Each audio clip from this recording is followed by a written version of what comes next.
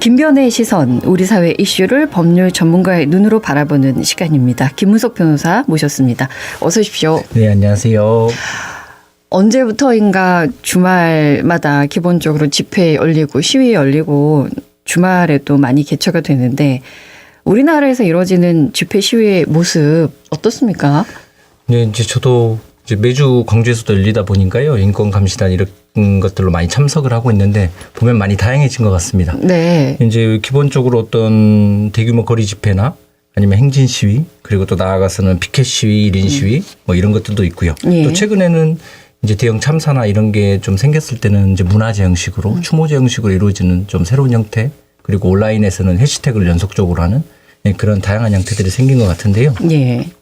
뭐 대규모 거리 집회는 이제 많이들 아시다시피 촛불 집회, 탄핵에 대한 찬반 집회 이런 것들이 그 예라고 보시면 될 것 같고 이제 행진 시위는 이제 우리가 환경보호 캠페인하면 이렇게 걸어다니면서 하는 그런 퍼레이드 시위가 있을 것 같고요. 이제 피켓 시위는 말 그대로 이 1인 시위, 피켓 시위는 이제 혼자서 보통 보면 대규모 집회 옆에 이제 간혹 계시는 분들 계시지 않습니까? 그런 형태라고 보시면 될 것 같습니다. 집회나 시위 이런 것들이 이제 국민의 기본권이다 네. 이렇게 많이들 알고 있는데 우리나라 헌법에서 이거를 어떻게 부정하고 있습니까? 네.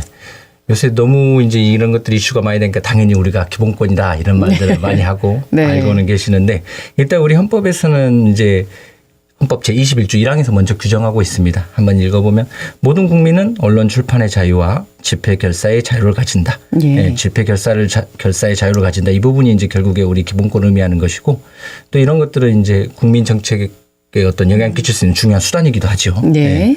그리고 이제 그 다음 같은 조 제2항에서는 언론 출판에 대한 허가나 검열과 집회 결사에 대한 허가는 인정되지 아니한다. 이렇게 규정하고 있는데요. 예. 그러니까 어떤 집회 시위에 관련해서는 정부가 어떤 허가나 허락을 받을 필요가 없고 국민이라면 자유롭게 집회 시위 등을 할 수 있다는 것을 의미한다고 보시면 될 것 같습니다. 예. 일반적으로 이제 헌법에서 기본권을 이제 보장을 하면 그 위에 하위 법령이라고 해야 됩니까? 네. 이런 이제 규정하는 법이 있어야 될 텐데 여기에 대한 뭐 집회나 시위에 대한 하위 법령들 어떻게 규정하고 있습니까? 네, 이제 우리가 어쨌든 헌법에서는 추상적으로 우리가 어떤 추구해야 될 가치를 규정하고 대부분 이제 그걸 구체적으로 어떻게 구체화시킬 것인지는 이제 개별 법령에서 정하게 되는데요. 네. 일단 집회 시위의 자유에 관련해서 우리가 그 집회 및 시위에 관한 법률이라는 이제 법을 통해서 어떤 이런 기본권을 충실히 반영하고자 하는데요.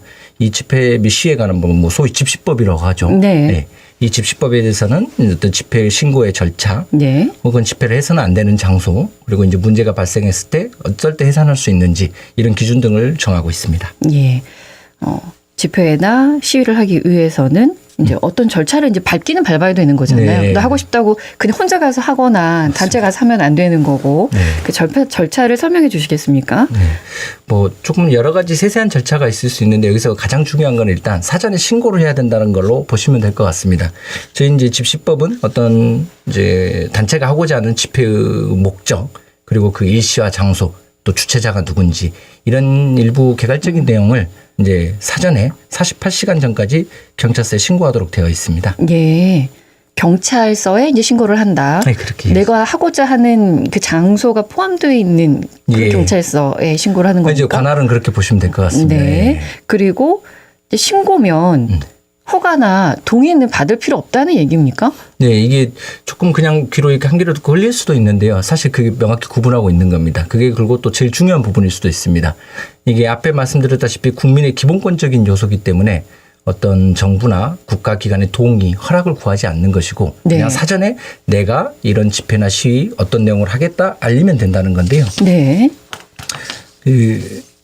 이제 그래서 어찌됐든 동의 필요 없이 이런 충분히 합법적인 범위 내에서 내가 이제 한다고 알려주면 이제 어쨌든 국가기관에서 그 정도로 예상하고 질서 유지를 할 수 있기 때문에 이제 신고만 하면 된다는 의미이고 다만 이제 요새 우리가 1인 시위 정말 많이 하지 않습니까? 네. 근데 이런 1인 시위 같은 경우는 또 사전 신고조차 안 해도 되긴 합니다.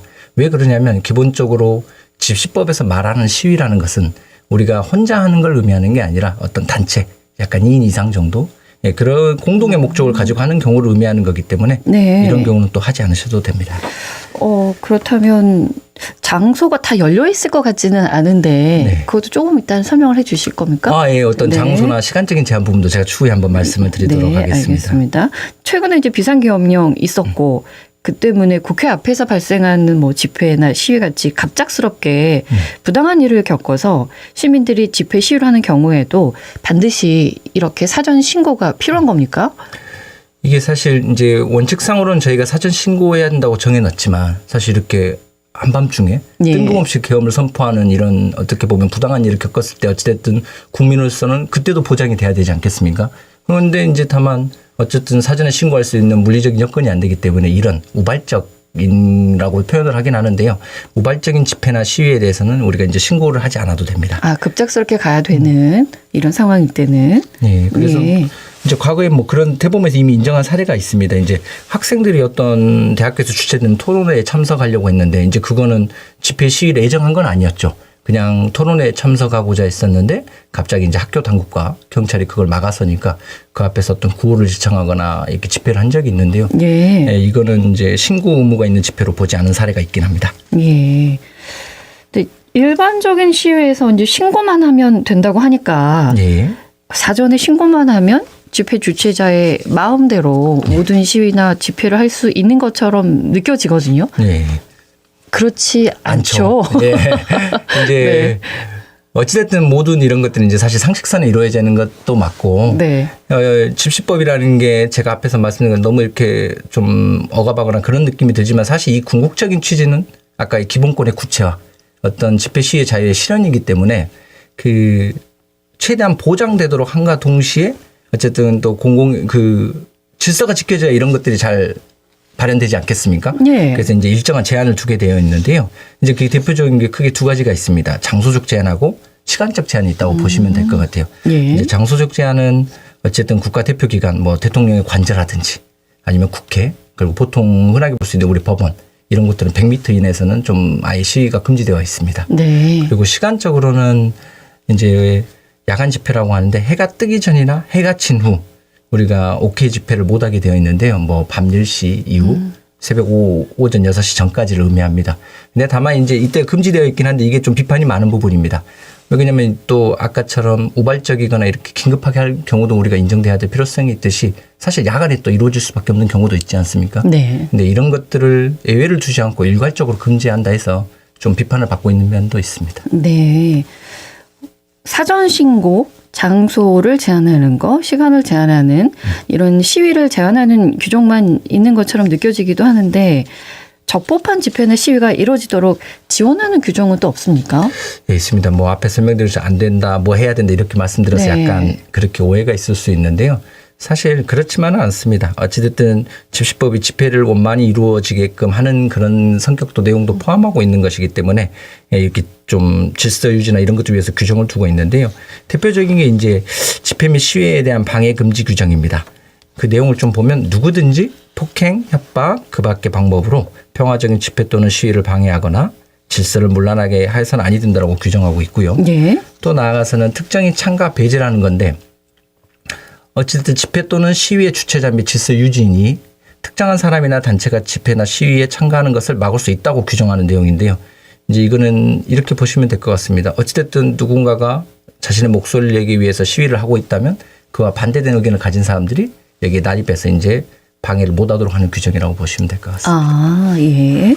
뭐 구체적인 예시도 좀 들어주시겠습니까? 이제 좀 더 이해를 도와드리기 위해서 구체적인 예시를 들어보면 이제 최근에 어찌됐든 그 윤석열 대통령 탄핵을 반대하는 사람들이 이제 서울지방법원 서울지원을 넘어서 어떤 폭력적인 방법을 쓰기도 했고 예. 제가 이제 문득 떠오르는 대표적인 예는 우리가 퀴어 퍼레이드 같은 걸 하면 이렇게 주변에 폭력적인 분들이 많이 나타나시지 않습니까?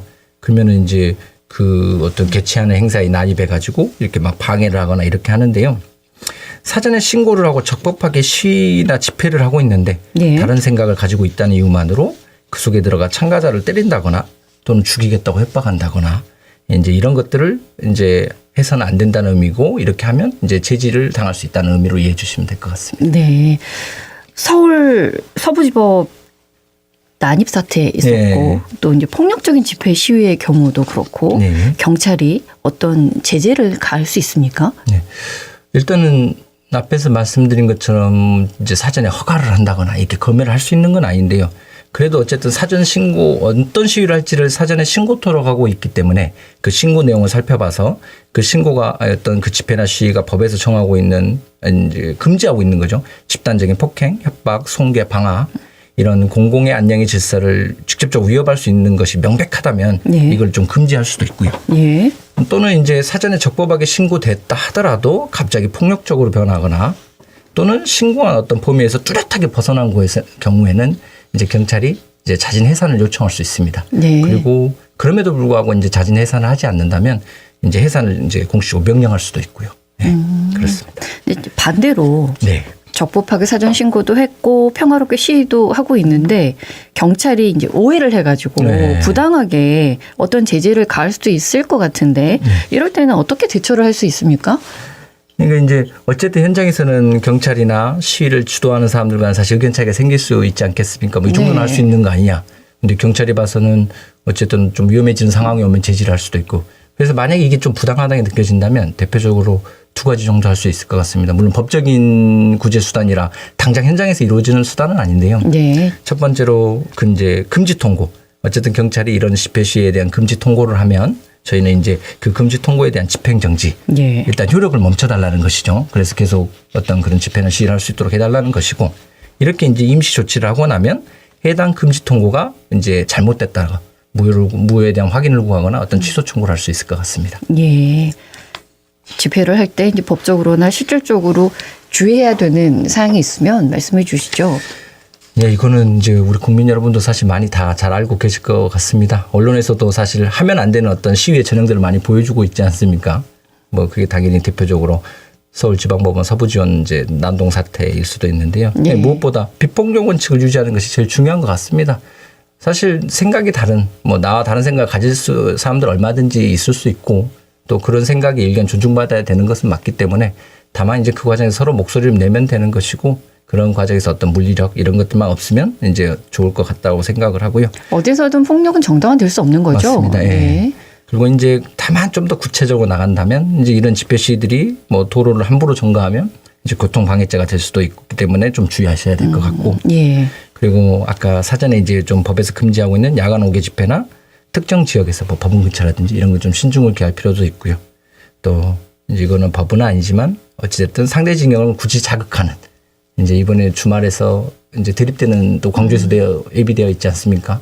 그래서 서로 아마 충돌할 것 같은데 어쨌든 서로 자극하지 않는 말을 하는 게 제일 중요하지 않을까 싶습니다. 예. 만약에 집회 과정에서 법을 위반했다라고 하면 네. 어떤 처벌을 받습니까? 어쨌든 법이 올바른 집회 시위가 이루어지도록 규정되어 있는 것 맞기 때문에 그에 따라 어떤 처벌하는 규정을 두고 있는데요.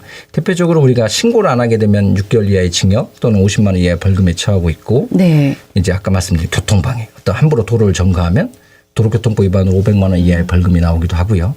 무엇보다 이제 폭력행위, 공공기물 파손 이런 일들이 발생하면 이거는 이제 단순한 게 아니라 어떤 형법상의 큰 범죄들, 재물손괴죄, 특수공무집행 방해죄 이런 것들이 될 수 있어서 상당히 주의를 요할 것 같습니다. 예. 마지막으로 청취자분들께 한 말씀 해주시겠습니까? 예.